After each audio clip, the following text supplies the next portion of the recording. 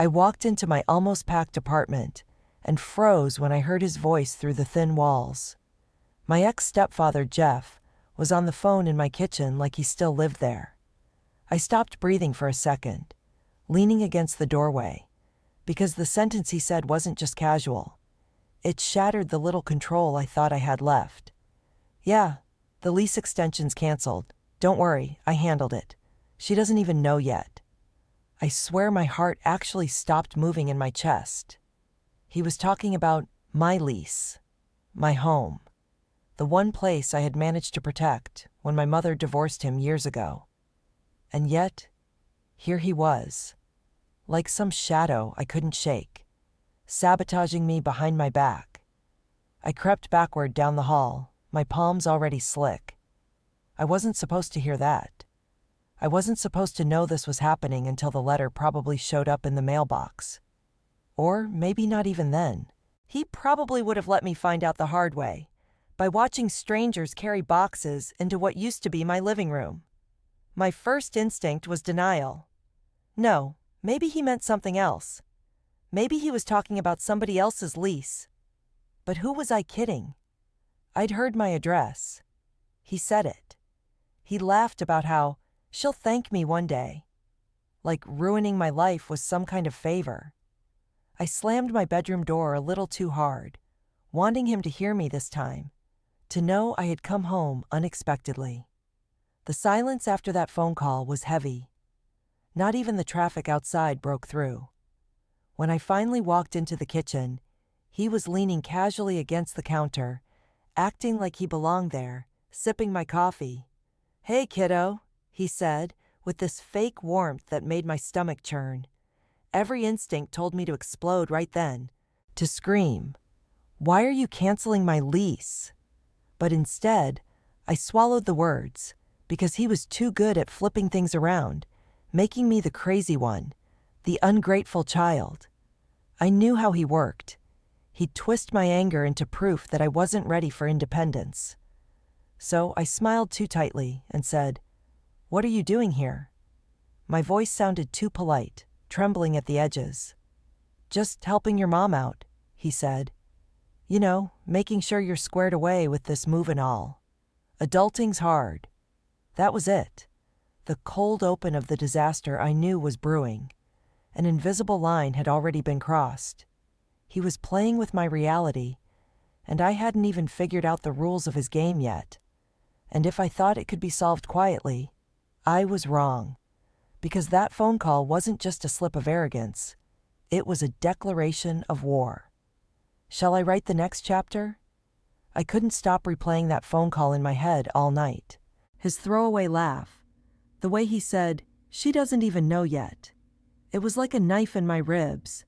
And the worst part was, I knew exactly what was at stake. This wasn't some disposable rental. This apartment was the first thing in my name after the divorce. My mother had fought for it during the settlement, and at the time Jeff had agreed to manage the logistics, since the lease paperwork was still under his name from before. I was only 20 back then, still in school, so she thought letting him handle it was easier than fighting over it in court. Except, easier had turned into years of him hovering over me like a landlord I never asked for. Every extension, every adjustment, every bill, he positioned himself as the point of contact. My name was on the door in my mail, but he kept the paperwork in his grip. Now I was 27, finally stabilizing at work, and I had just committed to staying another year in this space. The neighborhood wasn't cheap, but it was safe, close to the office, and it felt like one of the last things that tied me to the version of my mom who had wanted me to feel secure. I had even started thinking about buying some furniture. An actual couch, not the hand-me-down futon, but all of it depended on keeping this lease. Jeff knew that. He knew how much this place meant to me, which is why overhearing him brag about canceling, it wasn't just meddling. It was obliterating a piece of my identity. Was he doing it for control? To look like the savior who rescued me when I had to move back in with my mom? Or was it just to remind me that no matter how old I got, he could still pull rank? I thought about confronting my mother, but that was exactly what he wanted, turning me into the dramatic one, forcing her to choose. She hated conflict. Worse, she clung to this ridiculous narrative that Jeff was still part of the family, even though they weren't together anymore. It was like she couldn't rewrite her own story, so she let him float around the edges of ours. I sat on the bare floor by half-packed boxes, hugging my knees, watching the streetlights shift across the blinds. Leaving wasn't an option.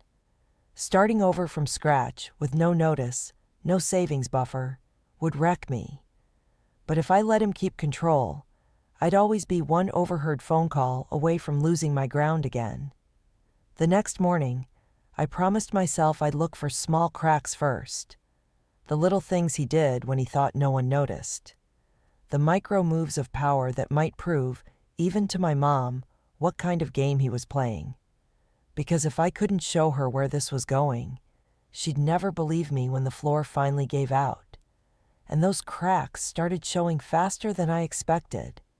The very next day, he came back, uninvited, with a smug little remark that made my skin crawl. "Shall I write the next chapter?" The next day, he showed up right as I was taping another moving box shut. Except I wasn't moving. At least, not by choice. He strolled in with that fake cheery whistle, a grocery bag dangling from his hand, like it excused the fact that I hadn't invited him. "I brought you some snacks for the packing marathon," he said too loudly, setting the bag down on the counter like he owned the place. It made me want to scream, because that was the subtle insult. I wasn't supposed to catch that he was implying I was already leaving. "This isn't a packing marathon," I muttered, pressing the tape down harder than I needed to. "It's just seasonal storage." He grinned at me, a twitch at the corner of his mouth. "Oh, sure, but don't you think this place has been a little much for you? Rent's high. Neighborhood's been changing." There it was, the performance. Instead of admitting what he'd already done, he sprinkled breadcrumbs of condescension, trying to make it seem like I was the one who couldn't hack it. Like canceling my lease was some kind of mercy.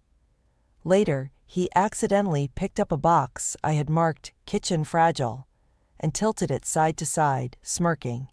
"Wow, you still keep all your mom's old dishes. Must be hard to hold on to stuff. Maybe a fresh start somewhere new would help." I snatched the box from him, my hands shaking. It felt like he was testing my limits, prodding like a kid with a magnifying glass over ants. That evening, he lingered even after I gave every polite hint for him to leave. He walked around the apartment, opening blinds, checking the sink, pointing out a scratch on the wooden floor like some kind of inspector. Finally, with exaggerated care, he set a spare set of keys on the counter. "In case you need someone to help keep an eye here." That moment nearly broke me, because it meant he still saw himself as gatekeeper of a space that technically belonged to me. He wasn't asking permission. He was assuming authority. I barely slept that night, every creak of the building making me wonder if he'd just come back whenever he wanted. I texted my mom, not to accuse, just testing the water. "Hey, did Jeff give you the spare keys back after the divorce?" She answered an hour later. "I think so. Why?" So he was lying to both of us. Or worse, maybe she let it slide because it was convenient. My stomach tied itself in knots. If I sounded too suspicious now, he'd win again. He'd spin it as paranoia. But I couldn't let these micro-injustices pass anymore. The boxes weren't the problem. The scratches weren't the problem. It was the fact that every moment he acted like he belonged here, chipped away at the idea that I truly did. The question was, how long until he slipped again, in a way I couldn't pretend to ignore? And when he finally did, it wasn't just in my apartment. It was in front of the very person who had always dismissed my fears. Shall I write the next chapter? When it finally happened, it wasn't in the privacy of my apartment with no witnesses. It was in public, where humiliation stuck to me like glue. A week later, I'd scheduled a meeting at a little cafe near the leasing office. The building manager, Ms. Alvarez, had agreed to meet me there to discuss getting all official communication switched directly to me. I dressed carefully that morning.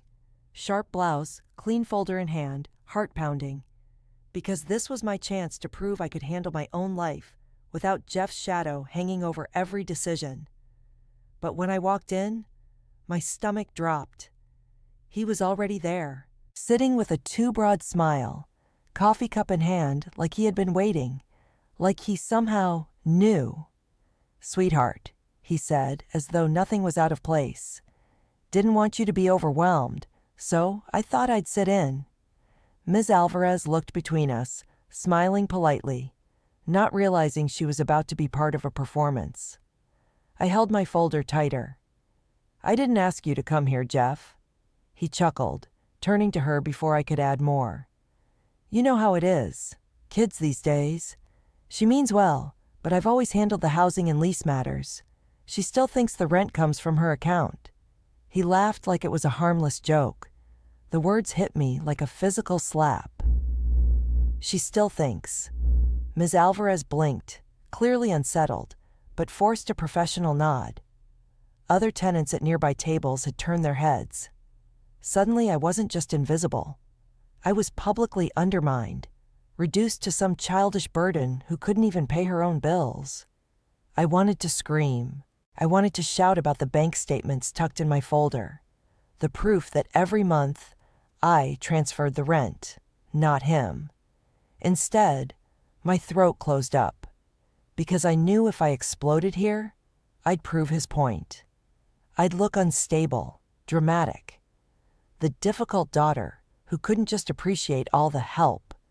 So I smiled in the ugliest way a person can smile, through rage. "Actually, Jeff, I think Ms. Alvarez and I should discuss this directly, privately."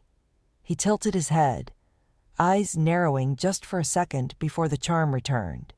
Of course. But you know I'll always be looped in. It's just easier for everyone. She's young."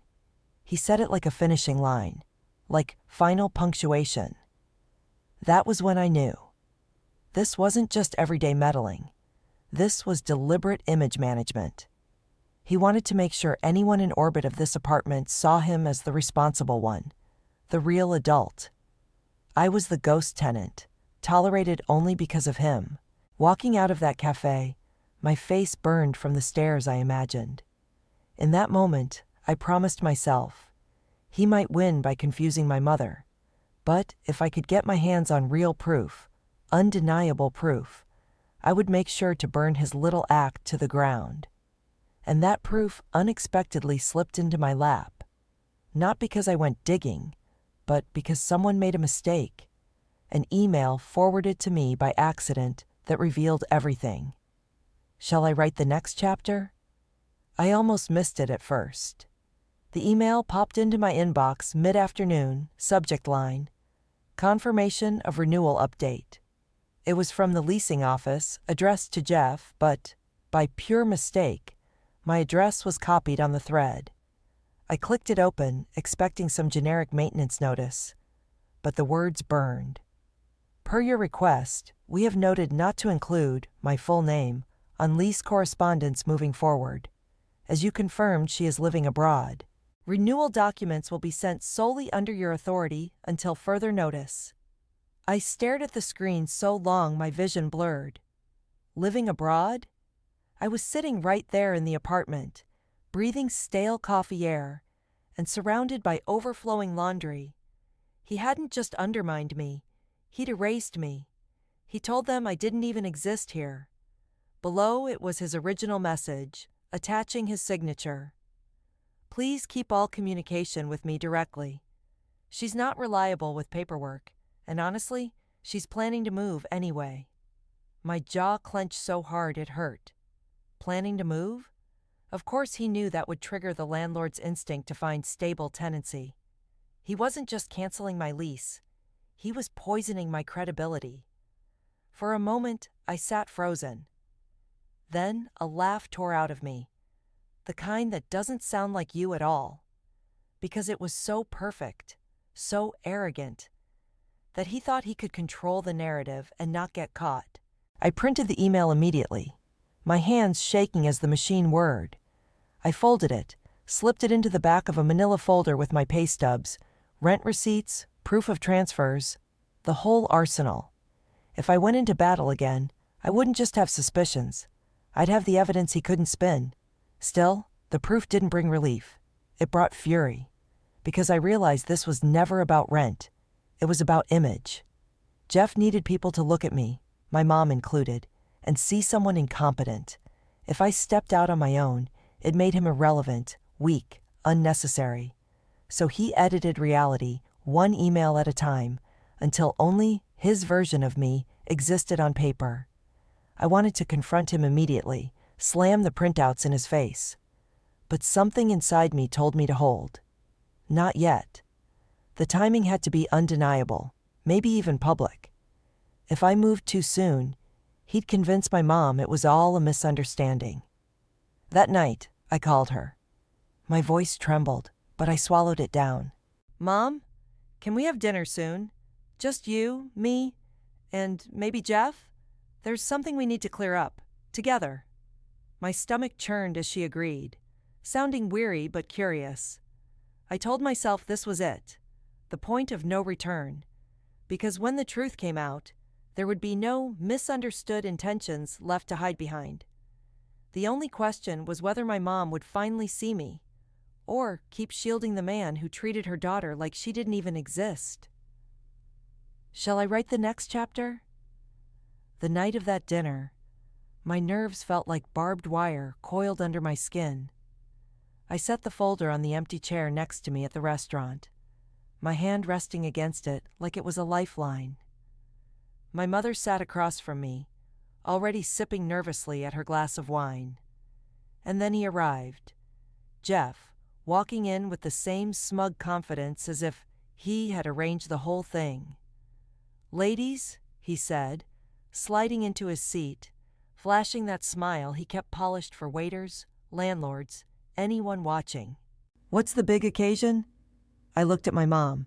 She gave me this hopeful, pleading smile, as though all she wanted was for peace to settle in.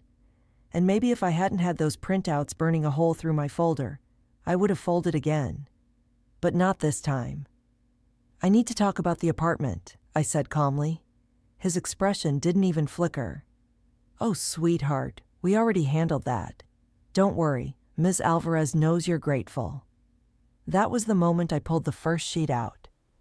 I laid the email on the table carefully, turning it so my mother could read it. "You told the leasing office I live abroad, that I'm not reliable, and that I'm moving." My voice nearly cracked on that last sentence, but I forced strength into it. "Mom, this is proof." For a split second, something sharp passed over his face, a flash of panic. But then he chuckled, tilting his head like he'd been caught telling a silly joke. "Oh, come on, that's exaggerated. You know how offices get. They push you to simplify. All I meant was, if things got complicated, I'd handle it for you. Look at you, already losing your cool over nothing. This is exactly why." "Stop." My chair scraped against the floor as I leaned forward, heat rising in my cheeks. "You made me vanish. You told people I don't live where I live. You made me look like some unreliable kid, because you need to control how they see me." My mom's eyes darted between us, her lips parted, silent. She looked at him for answers, the man she used to depend on, and he put a hand over hers with performative tenderness. "She misread this," he said softly. "It's not what it looks like. She can be dramatic, you know that." That was the knife twist, trying to gaslight me in front of her again, the same pattern I'd endured for years. My voice broke as I shoved out the rest of the folder. Rent transfers, receipts, the paper trail that showed me, not him, keeping this home alive. "Dramatic?" I snapped. "Dramatic is lying to an office to erase your own stepdaughter. Dramatic is using your influence to tell them I'm not fit to live where I pay bills. This is the truth, Mom. Read it." The silence afterward was unbearable, broken only by the clink of cutlery from other tables. My mom's hands trembled as she touched each document, like it was something fragile. I watched her face shift. Confusion, then doubt, then a pain I wasn't sure was directed at me, or at the man beside her. His voice was steady, but tight now. If you think you can survive all this without me stepping in, by all means, be my guest. But don't cry to us when it all comes crashing down. And right there, the line had been drawn. If I stayed quiet again, he'd win. But if I pushed now, I risked breaking my mother's trust forever. Still, I knew what I had to do. The next step wouldn't just be confrontation. It would be reclaiming what was stolen from me on official record. Shall I write the next chapter? After that dinner, I walked home with my folder pressed tightly to my chest like it was armor. My mom didn't hug me goodbye. She didn't hug him either. She just left, looking 10 years older, as though the truth weighed more heavily than she wanted to admit. I spent the whole night turning it over. His words kept ringing. Be my guest. But don't cry to us when it all comes crashing down. Wasn't it telling that he saw this as me versus us? Him and my mother still bound together somehow, even divorced? That was his whole game, keeping her loyalty tangled up in his hands so that she'd always see me as the unreasonable one. But I couldn't live like I was waiting for the floor to drop anymore. Proof alone wasn't enough. I needed the lease, my lease, in writing, beyond dispute. So the next morning, I gathered every piece of evidence, emails, bank statements, copies of my ID, even proof of utilities in my name, and marched to the leasing office. I wore that tight blazer, the kind that makes you stand straighter, even if your stomach is in knots. Ms. Alvarez looked startled when I showed up, but she invited me into her glass-walled office. I laid the folder down in front of her with a trembling hand. I need you to look at this, I said. She skimmed the emails first, her brow furrowing. Wait, he told us you lived abroad? Yes. And he told you not to copy me because I wasn't reliable. I pulled out the stack of rent transfers like playing cards. That is every month since the divorce. From my account, not his. He has no right to erase me from communication. Her silence stretched. Then she folded her hands, leaning closer. You're absolutely right, and frankly, I'm concerned that our office let this go without verifying with you directly. I'm sorry. A pressure lifted from my chest, but only slightly, because I knew the next part would be ugly. So what happens now? I asked. My voice trembled despite me. She nodded with resolve. The lease will be put in your name solely. Moving forward, we'll make sure all documents are addressed directly to you. Legally, you are the tenant here. He has no authority. For the first time in weeks, air rushed into my lungs. But the relief was quickly dampened, because I knew Jeff would take this as the ultimate humiliation. Image was everything to him, and I'd gone behind his back, exposed his lies, and stripped away the illusion that he was still in charge. I left the office with my heart pounding, documents clutched so tightly they crumpled in my hand. I had won the legal battle, but in a family like mine, the fallout was rarely confined to paper. And sure enough, by that evening, my phone lit up with calls, texts, and one long message from my mother. Why couldn't you have talked to me first? Why did you embarrass him like that? Now he says he's done helping us. Do you understand what that means? It sank in. I had reclaimed my home, but at the cost of something much harder to untangle. My mother's loyalty. And when Jeff finally called me himself, his voice was ice. You'll regret making me look like a fool. Shall I write the next chapter? His voice echoed in my ear long after the call disconnected. That final line like a curse. You'll regret making me look like a fool." My palms were slick, my whole body trembling. It wasn't loud or dramatic. It was quiet, controlled, dangerous. Jeff wasn't the kind of man who shouted. He was the kind of man who dismantled people silently, by cutting off resources, by rewriting stories, by making everyone else see what he wanted them to see. And he already started. Within days, I noticed the ripple effects. My mom stopped answering my calls regularly. When she did, her voice was clipped, guarded, as if speaking to me meant betraying him. Then I noticed the group chat with my cousins had been renamed. Jeff was suddenly in there again, even though he wasn't family anymore, posting updates about the apartment situation. He wrote that he had tried his best to guide me, but that some young people need to hit walls in life before they learn. And the worst part? People reacted with sympathetic emojis. I typed and deleted a dozen replies. My chest burned with shame, because nobody knew I had the emails, the receipts.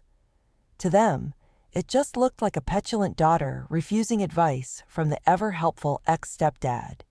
His favorite mask, benevolent fixer. My real life was being bled into his performance until I wasn't sure who people believed anymore. That night, I lay in bed staring at the ceiling, my chest tightening with rage and fear. I had proof. Yes. I had the lease in my name now. Yes. But it wasn't enough.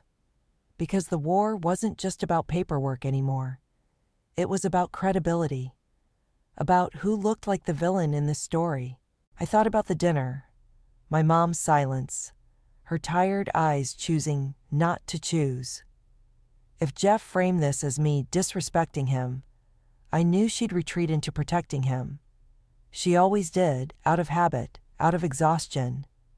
And then I remembered his words. "Don't cry to us when it comes crashing down." That wasn't a warning. It was a promise. So I started strategizing. Proof on paper was one thing, but undeniable, audible truth. That was something even he couldn't spin. I dug through my phone settings and realized I could set it to automatically record calls. If he wanted to keep constructing lies over the phone, maybe I'd catch him. A week passed before the next opportunity came. He called again, casual voice dripping with smugness. "You've embarrassed your mother, you know. She was crying last night. Do you think you're really independent now that you've alienated the only people willing to back you up?" Every word was recorded. Every soft-spoken manipulation. Every guilt trip and veiled threat.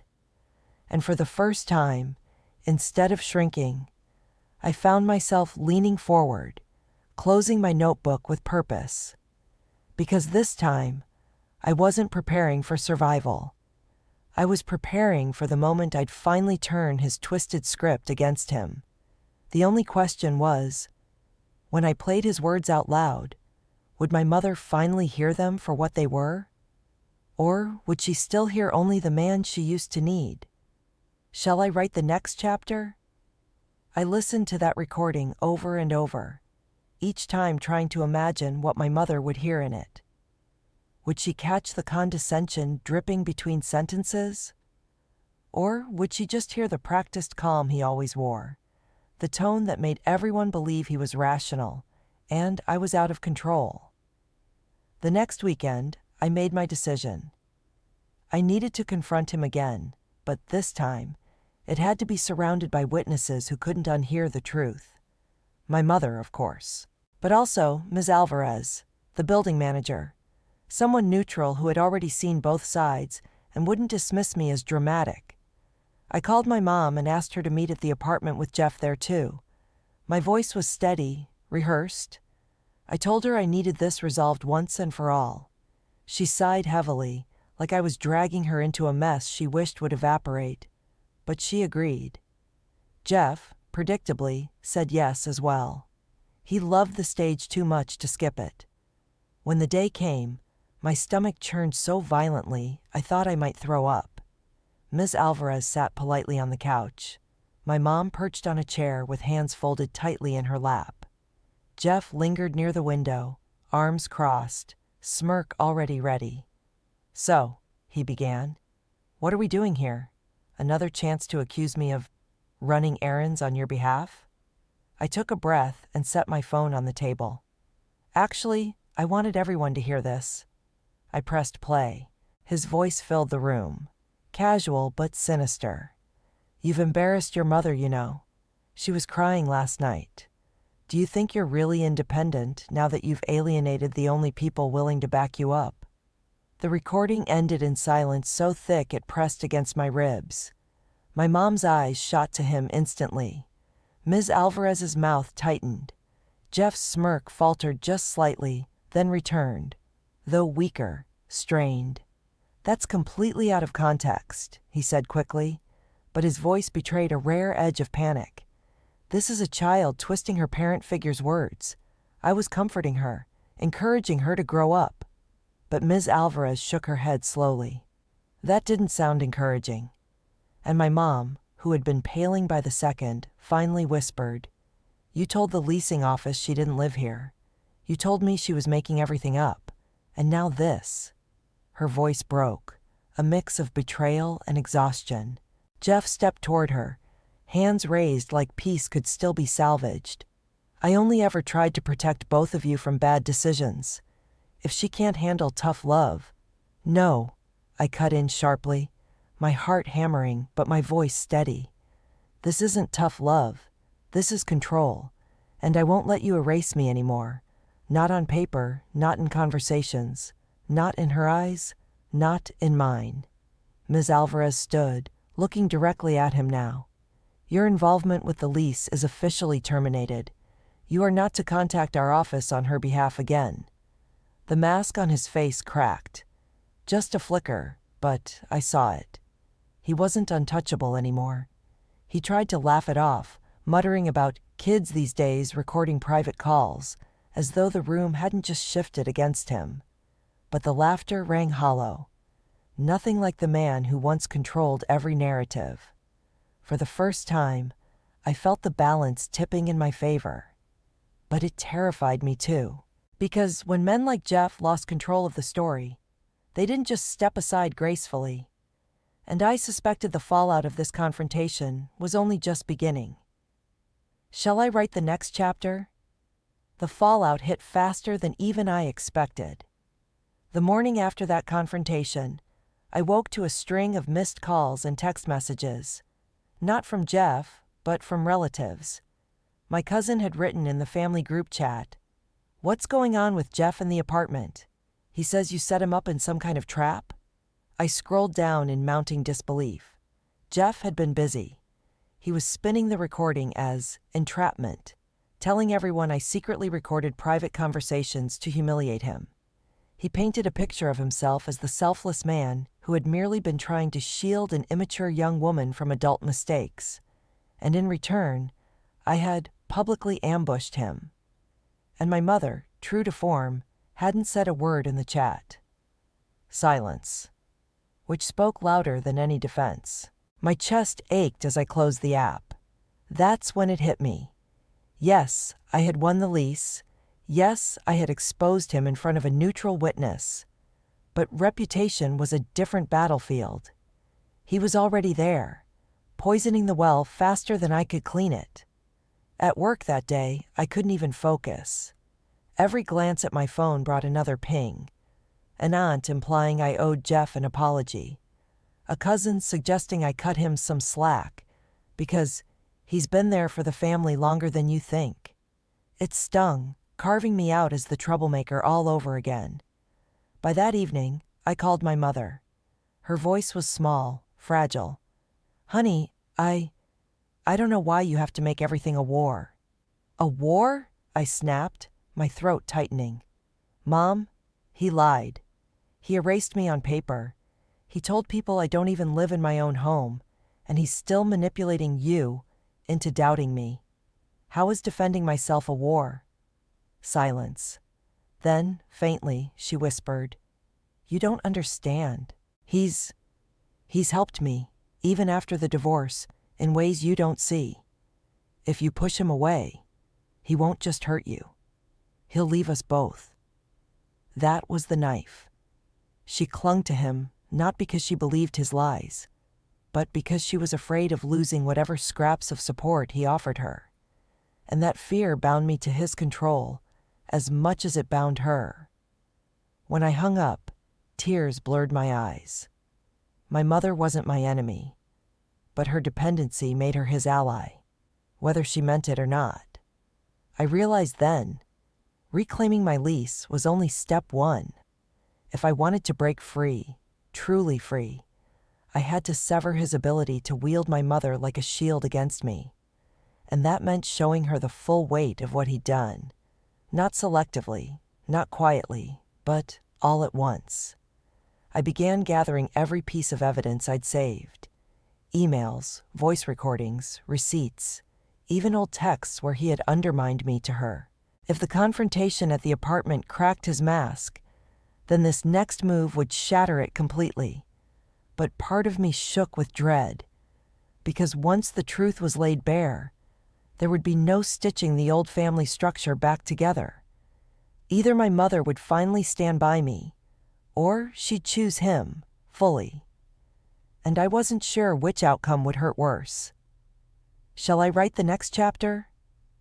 I spread everything out on my kitchen table, like a general preparing for war. The folder bulged with papers, printouts of emails, screenshots of text conversations I had backed up, the line of monthly bank transfers proving my independence. My phone held the recordings. It all lay there in plain sight, the entire map of his manipulation. And still my body shook as though I had nothing. Because evidence doesn't just win families. Families run on loyalty, on history, on the aches you can't put in writing. My mother had 20 years of shared dinners, vacations, and reassurances from Jeff. What I had was a pile of cold documents and a house of truth she didn't want to walk into. But I also knew if I didn't force this at full volume, his voice would always echo louder than mine. So I asked her to come over. Just her, no Jeff. She hesitated, but I pressed, telling her I needed her. That word, need, was the only one that seemed to cut through. When she arrived, she looked tired, clutching her coat like she'd rather be anywhere else. "This doesn't have to go on," she said first thing, eyes darting toward the boxes still half packed against the wall. "I wish you'd just let him help. You make life harder for yourself, honey." "Mom," I said, my voice trembling but determined. "Sit down." She sighed, but obliged, pulling out a chair. That's when I placed the folder in front of her and opened it wide. One by one, I walked her through each piece. The email where he claimed I lived abroad. The screenshot where he told me I should let adults handle money decisions. The rent transfers, month after month, disproving his claim that he was paying for me. And finally, I pressed play again on the recording. The soft cruelty in his voice, the way he spoke about her tears as if they were ammunition. She didn't look at me. Her eyes were fixed on the table, absorbing, flinching, blinking hard, like maybe she could unsee it all if she just refused to lift her gaze. "Mom," I whispered, my throat catching. "He's not helping. He's controlling. He's making me seem small, so that you'll always need him. So that I'll always need him. And I don't. I need you to see this for what it is." When she finally looked up, tears welled in her eyes. "You think I don't know?" That stunned me. The room tilted. "Your whole childhood," she continued, voice breaking. "I saw the way he managed things. I let him because I was afraid. Afraid to be alone.